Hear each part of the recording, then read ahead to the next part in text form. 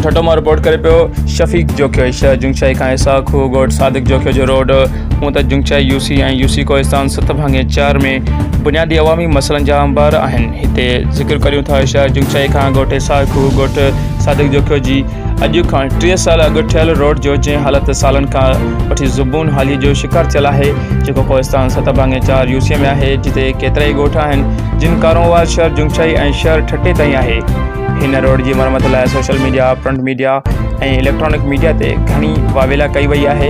हिन वक़्तु कोहिस्तान 7/4 में विंड पावर प्लांट समेत केतिरनि ई कंपनियुनि सां गॾु K4 मनसूबा ज़ेर तामीर आहिनि। हिन रोड जे ज़रिए हितां जा केतिरा ई ॻोठाणा नौकरनि ऐं ॿियनि कमनि कारनि लाइ सफ़र कनि था जेकी केतिरनि ई ॾुखियाईनि खे हर रोज़ मुंहुं ॾियनि था।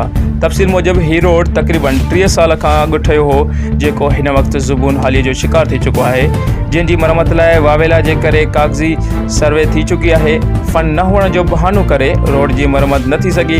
रोड जी मरम्मत न थियण जे करे हिन रोड खे ऐं रोड खे ॻंढींदड़ बरसाती नालनि ॻोठ मोहम्मद पिंजल जोखियो वटां पुल जी सख़्तु ज़रूरत आहे जेका पिणु ठहण जी ज़रूरत आहे। शहर जुंगशाई ऐं ॻोठ इसाक ॻोठ सादिक जोखियो जे विच में ईदगाह ऐं दरगाह जंग पीर औलिया रहमतुल्लाह अलैह मौजूदु आहे।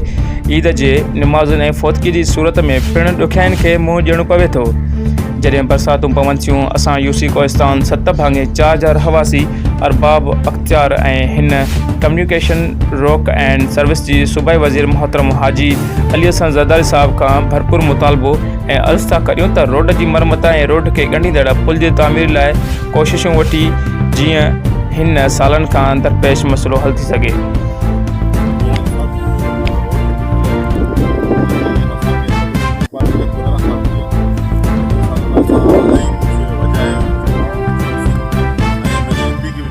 असांजो रोड खे ठाहियो वञे। हाणे तव्हां हिन कैमरा जे अक्सां ॾिसो त रोड जी पोज़ीशन छा आहे। सॼी जेके हिन ते देवियूं यकी बीठल आहिनि ऐं रोड जो हिकिड़ी मोटरसाइकिल वञे थी ॿी मोटरसाइकिल मथे कोन थी सघे।